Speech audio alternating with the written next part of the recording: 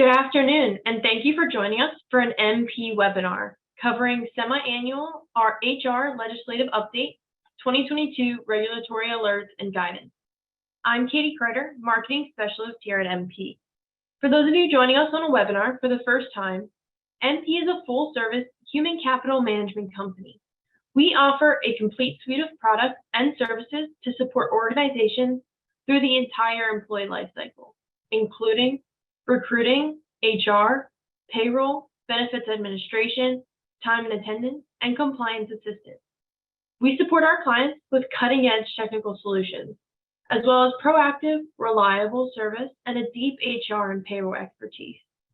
At MP, we are wired for HR and help our clients succeed by aligning their people strategy with their business goals. I'm excited to introduce your presenter for today's program, Paul Carelis. Paul has over a decade of experience in the HR consulting space, working with businesses of all sizes and industries. Paul leads a team of SHRM-certified HR professionals at MP. Together, they assist clients with compliance, training, and HR guidance and support for the full employee lifecycle. Paul also spearheads MP's employee retention tax credit services. This initiative has helped thousands of clients claim over $100 million in refundable advanceable tax credit. Just a few housekeeping issues before we get started here today. If you would like to submit a question during the program, please use the Q&A feature at the bottom of the screen. We will be sending out the recording of the webinar later today, along with the slides. And to ensure that your company is prepared for year-end, I'm going to drop a link in the chat for you to book your meeting with an HR professional to discuss that year-end process. So with all of that, I'm going to hand the mic off to Paul. Thank you so much, Katie. Great to talk to you again, and great to talk to you all out there. A lot going on at the federal and state level, so we wanted to revisit this. Obviously, we're heading into election season next month, so a lot could change depending on how that shapes up. But nonetheless, we definitely have some things to cover here. So what we hope to get to will be a general legislative overview. We'll touch on a couple of ballot questions at the state level in different states across the country, especially those that may impact employment law. We'll talk about some court cases that the Supreme Court is going to be taking up in the fall session. We'll do an update on what's going on at some of the federal agencies, the Department of Labor and OSHA, as well as the National Labor Relations Board. We'll go over some new laws that were introduced at the state level over the last month or two. And then we'll look ahead to 2023. It'll be here before we know it, kind of what to predict, what to prepare for, what to start to shape your policies and procedures for in case it might be coming to a state or locale near you. And as always, we will leave time for questions. Should you have any, as Katie said, please use the Q&A in Zoom. So before we kick into all of that, just a quick COVID update. The CDC at the end of the summer did revise their guidance once more, especially for employers and workplaces. They did emphasize the importance of social distancing. They also said that if people are seemingly healthy, said that doing like screenings and questions, checking on people's symptoms is unnecessary at this stage. They also revised the procedures for when you have people who are exposed to COVID or are test positive or symptomatic for COVID. They no longer are differentiating based on vaccination status when it comes to these protocols. The last update at the beginning of the summer or late spring of this year did differentiate based on vaccination status. The current CDC guidance does not. So if someone did have an exposure to COVID, there is no quarantine or isolation required or recommended by the CDC. The guidance is to mask for 10 days and then to test around day 5. If the person does become symptomatic prior to day 5, then they should test at that time, but otherwise they should mask for 10 days. If someone is symptomatic or test positive for COVID-19, those folks should still isolate for at least 5 days They should not end isolation until they've been fever-free for 24 hours and their symptoms have improved. And they also want a mask for at least 10 days as well. So that's the latest on those. Again, also along the lines of COVID-19, as Katie said, I do head up the tax credit division.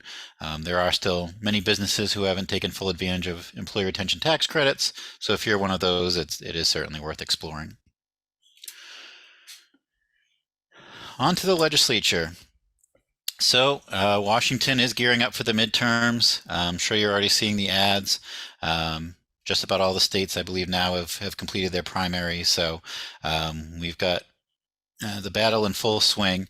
Obviously, the outcome of the November midterms will determine, how much is attempted via traditional law. So if the Democrats retain control or gain seats, they may try to go through the legislature and pass some bills.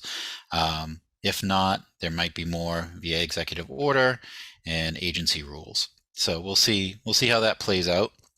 There is a bill that was just introduced a few weeks ago called the Nationwide Right to Unionize Act. If passed, that would kind of eliminate right to work states in terms of making union participation more compulsory when there's a unionized work environment, and some other measures within it to kind of pave the way for easier collective bargaining and unionization of workplaces. So that's still cooking over there. We'll see what comes of it, but it is out there. Just wanted to make you all aware.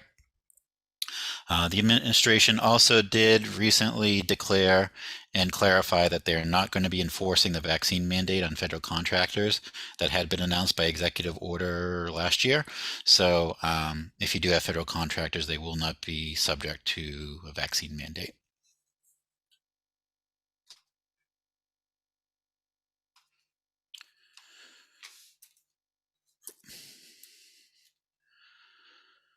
All right, so over at the Supreme Court. So there are a few interesting cases that they are going to be hearing in this fall session that they've agreed to hear arguments for. The first is regarding tech liability. So there are two similar cases there. One is Gonzalez versus Google. The other is Twitter versus Tamna.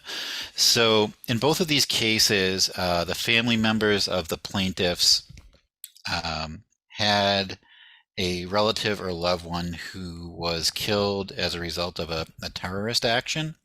And so these families have sued Google and Twitter respectively, saying that, via their platforms, these terrorist groups were allowed to publicize information, organize, kind of create these events that led to the death of their loved ones. So this will be a landmark case in terms of liability of technology companies when it comes to things of this matter. So if you are in the tech space, this will be one to keep an eye on, just to see what your potential liability could be based on what you allow via your platforms. Another case that could touch upon employment law and practices is 303 Creative versus Alanis. So 303 Creative is a web development company, and one of their web developers or the company had decided they did not want to do web pages for same-sex marriages, similar to the case with the baker and the cakes and all of that. The state that they're in, I believe it's Colorado, has a law on the books that prevents this kind of discrimination based on sexual orientation or other identifiers of people. So transgender issues and things like that. Gender identity and sexual orientation is a specific law that they have in that state. So this is a challenge to that law and in the case in general. So we'll see how this one plays out also. And then lastly, one that may affect more of the businesses and leaders that are on this call right now has to do with overtime. So this is a case, and the arguments are actually going to be heard a week from today, I believe, in Helix Energy Solutions versus Hewitt. So Helix Energy Solutions is a gas and oil company, and Mr. Hewitt was a supervisory employee there, supervising folks, I believe, out on oil rigs. And He was highly compensated, earning over $200,000 per year. But rather than being paid a flat guaranteed salary, he was paid a daily rate. I believe it was $963 per day that he worked. Things eventually went south between the company and Mr. Hewitt. He then sued them, saying that he should be eligible for overtime because, as you know, if you've been on some of our FLSA and labor law webinars, you'll know that part of just about every exemption, with a couple exceptions, is that in order for an employee to be exempt and exempt from overtime, they have to be paid on a salary basis. The exceptions I can think of are an outside sales exemption and the computer workers exemption are exceptions to that rule. Otherwise, most professions that are exempt do need to be paid on a guaranteed weekly salary basis. And so this gentleman is stating that because it was a daily rate and not a weekly salary, that he should be entitled to overtime for hours worked in excess of 40 in a work week. So the court will be hearing arguments on this, and based on what their findings are in the decision and the opinion and how the opinion's worded, it could have some far-reaching effects on how the Fair Labor Standards Act is interpreted, how, who is and isn't not eligible for overtime, in terms of highly compensated individuals, and the highly compensated exemption, what limits are there to that? So this will be an interesting one to keep your eyes on, and we'll be doing another legislative update in the new year. So we'll follow up on these cases and let you know how they panned out. Outside of the Supreme Court, at one of the lower level courts, there was also a very interesting ruling. We'll touch on it a little bit towards the end of the presentation, but the Department of Labor does issue advisory notices and opinion letters, and those are often used as a tool by employers and by folks in consulting as well, to kind of help shape how they design their policies and how they respond in different situations. But an appeals court did rule in a case where one of those Department of Labor advisory notices was being challenged, that they found that those notices are official final rulemaking by the agency and can be subject to judicial review. So what this opens up the door for is on those advisory notices would allow businesses to sue the Department of Labor to challenge the findings or how they worded their advisement in the advisory opinion letter. So more on that to come as that gets further appealed up the courts, but we'll see how that goes. But as of right now, that is significant. It could create a real groundwork for more agencies to be challenged by businesses. Over at the NLRB, or the National Labor Relations Board, things are remaining quite busy. They're carefully looking over all of the various unionization efforts at businesses across the country. Also filing several complaints against businesses. The most recent one this week was Apple, claiming that they were being chilling to employees' rights to organize. They had banned some literature from the break rooms, and they had taken other measures. So National Labor Relations Board has filed a formal complaint against Apple, potentially requiring them to post notices about workers' rights, and we'll see what else comes of it. But Amazon, Google, if there's a big name company out there, you name it, they're probably having some sort of unionization effort going on, and National Labor Relations Board is looking very closely at how those are being handled, especially on the employer side, and if they're following the National Labor Relations Act. Another really significant thing that the National Labor Relations Board did since we last spoke has been to propose a new rule on joint employment. So this is something that's gone back and forth from the last couple administrations, and it's important. So the joint employer rule and the kind of joint employer theory comes into play when there's a potential argument that an employee, may have some jurisdiction across a couple of companies. So it's a little bit more straightforward when you're talking about maybe a temporary worker who's technically employed by a temp agency. They're employed by the agency, but if they're being sent off to work at an Amazon warehouse or wherever it may be, that there's potential for joint employment there. They're being directed by both the temp agency as well as the client or the work site that they're working at. It gets a little more fuzzy when we talk about franchisee, franchisor situations, and several others that you may be able to think of. And that was a landmark case a couple administrations ago, was whether or not McDonald's as a corporation was considered a joint employer along with their franchisees when it came to the employees of those franchise locations. During the Trump administration, the National Labor Relations Board at that time really laid the groundwork and put in a rule that required some sort of direct control from an entity for it to be considered a joint employer. So if they weren't directly controlling them and actively controlling them, then in most cases it isn't a joint employment situation.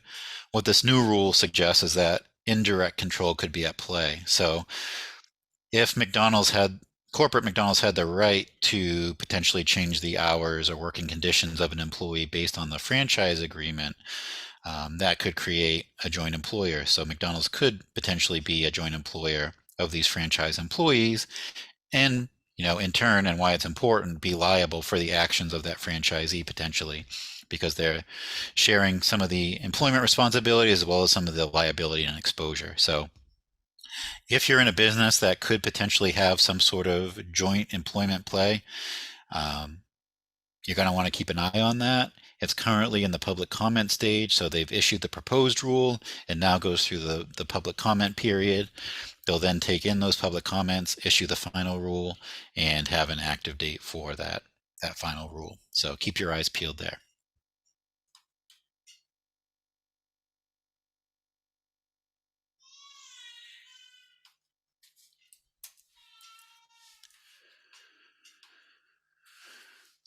Further, with the National Labor Relations Board, union activity does continue to skyrocket. Starbucks is one of the key examples of that. So over 250 Starbucks locations have voted to unionize. There have been over 300 union elections at Starbucks locations. The data does show that that's slowing down. One of the main reasons for that is that Starbucks has started to introduce new pay scales and new benefits that are only available to non-union workers and non-union locations. So at first, what they were doing was closing down some locations. They were being accused of being retaliatory for those actions, but their current strategy is, revamping, reanalyzing, regrouping what they're offering to the non-union shops and hope to discourage them from collectively bargaining and unionizing. So remains to be seen. This is all brand new, so we'll see how it all pans out. But again, something to be aware of. So far this year, unfair labor practice charges are up 15%. There have been over 13,000 unfair labor practice charges brought to the National Labor Relations Board that they're reviewing. And as we said, the real interesting play here are the unionization efforts versus the company response. So again, many businesses have moved away from closing locations, but instead are reviewing and seeing how they can make it more appealing to not unionize.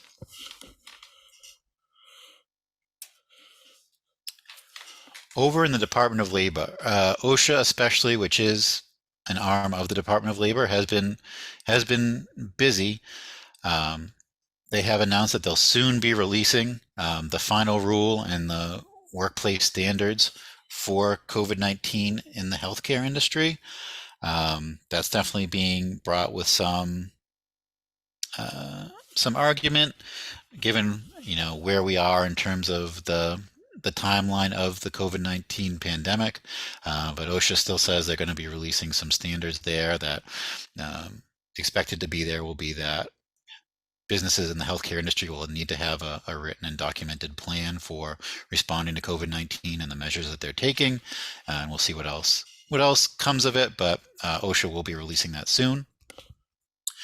They did also recently make some modifications to what's known as the Severe Violator Enforcement Program.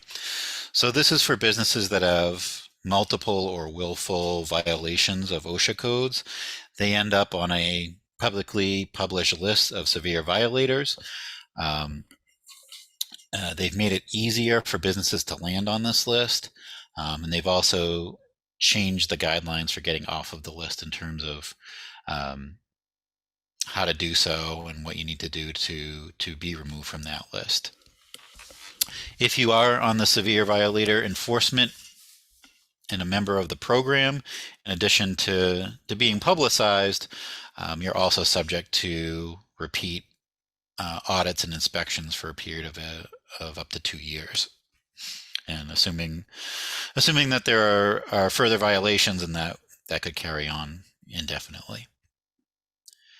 They have also announced that they're looking to enhance their whistleblower program, so they're seeking feedback and ideas on that. They do want to make some changes and some improvements to make it easier for employees and others to serve as a whistleblower when there are OSHA violations at a business. General Department of Labor has allocated $80 million to expand nursing. They're recognizing that there's a severe nursing shortage in this country, especially in economically depressed areas of the country. So they are devoting some money towards training, really seeking to diversify the talent pool of nurses, again, especially in low-income areas. So they've just started to roll that program out. They've also been really busy on the enforcement side. If you look at the Department of Labor's webpage or their press releases, you'll see just in the last few months dozens of six-figure back payments on behalf of companies to workers for all different kinds of reasons too. It doesn't seem like it's singled out to one campaign. Some of it have been for overtime violations. Some of it's been for not following the child labor provisions of the Fair Labor Standards Act. Others for misclassification when people were being paid as independent contractors when they should have been W-2 employees. The list goes on, but it's really not singled out to any one industry or geographic location or reason. They've just been very busy taking in the complaints, getting them through the process, doing the investigations, doing the interviews, and then determining what the back payment should be. Where we are now in October, this is when we're expecting to get the Department of Labor's proposed rule on changes to the Fair Labor Standards Act and the overtime provisions. I'm not sure if the Supreme Court ruling that we're anticipating soon will bear any weight in terms of how they decide to make any changes to it. At a bare minimum, we are expecting them to raise the minimum salary threshold for exemptions from where it is right now to be a higher amount before. So it'll mean that employees will have to make a higher guaranteed salary before they can be considered exempt before you even look at the primary job duties and functions. So we'll definitely have more information on that as soon as it's released.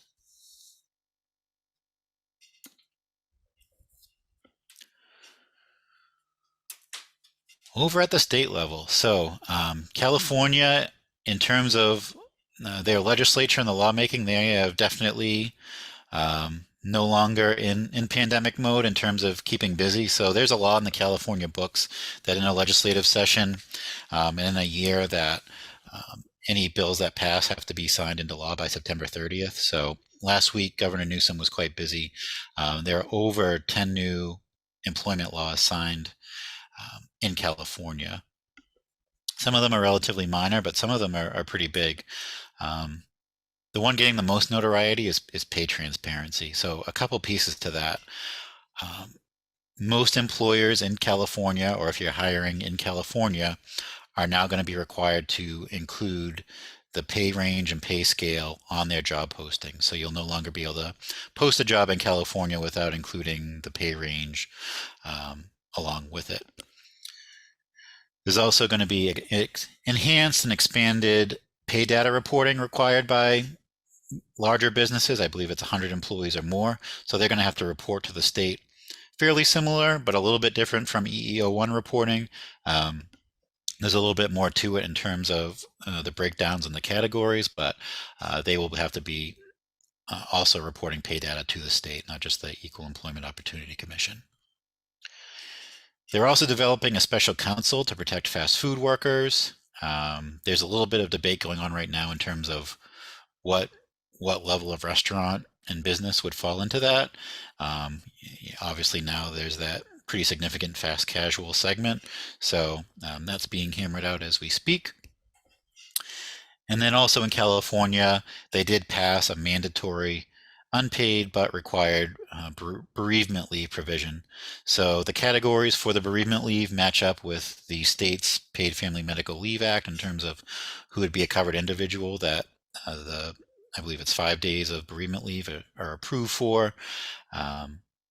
But again, we say this, not everybody obviously has employees in California, but they have led the charge on several employment laws that have gone on to be passed in other states and sometimes at the federal level. So this is currently on what's been passed in California and may be introduced in other legislatures soon as well.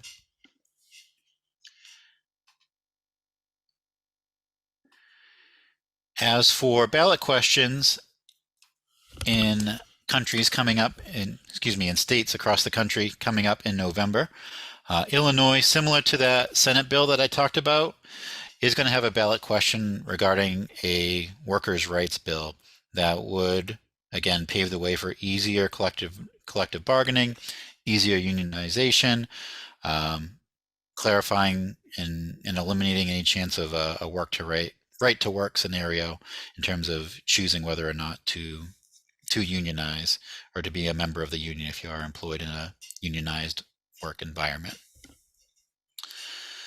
There are also 6 states who will have ballot questions on the November election regarding the legalization of cannabis. Maryland, Arkansas, North Dakota, South Dakota, Oklahoma, and Mississippi. So not a direct employment law issue, but once marijuana is legalized recreationally in a given state, it does create different scenarios when it comes to hiring and workplace policy and drug testing and things like that. So something to keep an eye on if you do have employees in any of those states,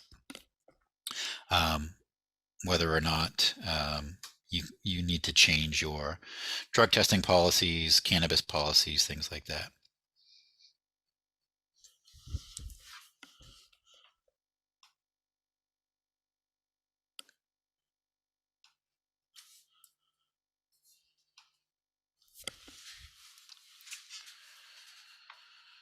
All right, so looking ahead into our crystal ball here. What we're seeing for litigation trends. A lot regarding arbitration, severance agreements, the validity of severance agreements, how restrictive they are in terms of non-competes, arguments about what can and cannot be said post-employment in the severance agreement, whether or not employees are bound by arbitration, if there's an arbitration agreement that they signed at the time of hire, things like that. Also, as I said, a ton of activity around unions, union busting, measures that employers are taking to discourage union activity and whether or not those are within the confines of the National Labor Relations Act or not. Lots of wage and hour, overtime, misclassification, remote work is a big one. So really important that you're doing all that you can and showing a good faith effort to track hours being worked remotely. There have just been a lot of cases out there where people are saying they're working all kinds of hours and all kinds of overtime, and that because they're on a computer and it's tied to the company that they should have or could have known that they were working those hours and they are due the overtime. And then a lot still regarding accommodations. So, the ADA is still very much in effect. Some aspects of COVID come into play with it, some do not. But definitely something to keep in the back of your head as people are returning to the office especially and requesting accommodations or resisting coming back to the office and what their reasoning for it is and whether or not that's ADA protected. So you want to make sure when you get those situations and you have people making arguments as to why they shouldn't or can't return to the traditional workplace that you're vetting those through legal counsel or an HR advisor.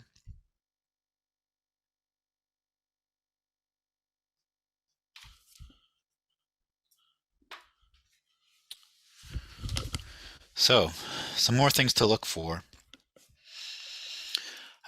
Action on independent contractors and freelancers. Department of Labor, once they get past this Fair Labor Standards Act and the overtime rules and the exempt and non-exempts, the next thing on their docket is going to be independent contractors. California also continues to kind of reshape their landmark bill in terms of who's exempted from, I think it's AB 25, the law that requires most workers to be employees and not independent contractors, but does have a carve-out for ride sharing and some other industries. So there's arguments on either side of it. Some states have considered having similar ballot questions, kind of creating a separate category for certain industries and certain gig workers and providing them certain guaranteed benefits that otherwise independent contractors wouldn't have. I know Massachusetts was one of those states, but that ballot question was challenged and thrown out. So it won't be on the ballot in Massachusetts, at least this time around, but they are looking to rework that. It's an interesting topic because you see arguments from all different angles, including the freelancers. Sometimes the freelancers will be the loudest voice against some of these because it creates more control over their work in terms of shifts and the time off and the benefits. And sometimes freelancers do truly want to be free. So sometimes these laws and regulations can be in good faith and with the best of intentions, but not have the intended effect at the same time. So expect much debate for any other states that look to introduce something. And then again, we'll see if the federal government decides to take nationwide action as well. Do make sure you're staying attuned to the latest rulings by the National Labor Relations Board. Their interpretations of the National Labor Relations Act are always subject to change. So you want to make sure you're following the latest and greatest. Do make sure if you are hearing rumblings about collective bargaining or employees looking to potentially unionize, that you're talking to the right folks and making sure that that your response is lawful and compliant. It's something that can get very expensive. So just make sure you're following the rules. And again, this is an area where Google can not necessarily be your best friend and maybe your worst enemy, just because the rules and the interpretation and the best practices are ever changing. So make sure you're talking with someone who's up to date with the most recent rulings on that. As I said a little bit earlier, we are kind of, with that recent court ruling, allowing for challenges to Department of Labor opinion letters. It sets the stage for a lot more battling between courts and government agencies. So what that will look like over the months to come, we don't know, but definitely something to be mindful of. And then handbook policy. So depending on what the National Labor Relations Board says and what they deem as being chilling to employees' rights versus not chilling to employees' rights, and what they deem as protected concerted speech by employees and workers, and what they determine to be able to be restricted by employers. Whenever these rulings come out, and especially when they set some sort of precedent, you not only want to have that shape how you're handling situations like unionization efforts in your workplace, but you also want to make sure you're taking the time to then take a look at what you have published in your handbook or in other written documentation and policies to make sure that whatever this guidance is from the federal government is in line with the way your policies are worded. For those of you who have been in business for a while, you'll probably remember, it was probably close to 15 years ago now, but there were just so many handbooks that were taken to task and kind of torn to shreds and found to be chilling to employees' rights. So if we start to see a lot more movement in that area, it will be important to make sure you're reviewing your handbook to make sure it isn't a liability or an exposure for your business.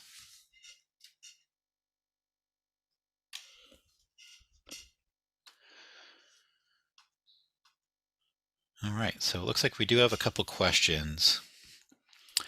Is the New York pay transparency law going into effect 11/1? Yes. Yep, so that has not been derailed.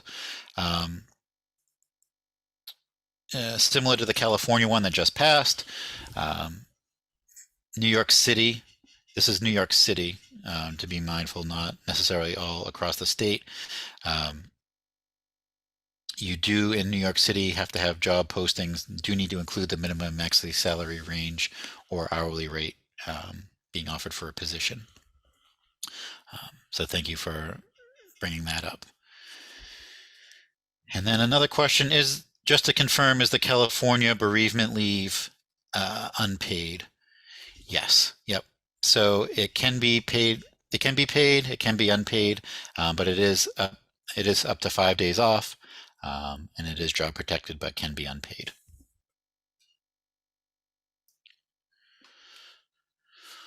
All right. So it looks like those are the questions that we had. I thank you very much for your time as always. We'll be sure to do another similar session once the November elections commence and we start to see some of the agendas in 2023 for the various government departments and agencies. Look forward to speaking with you about this topic again then.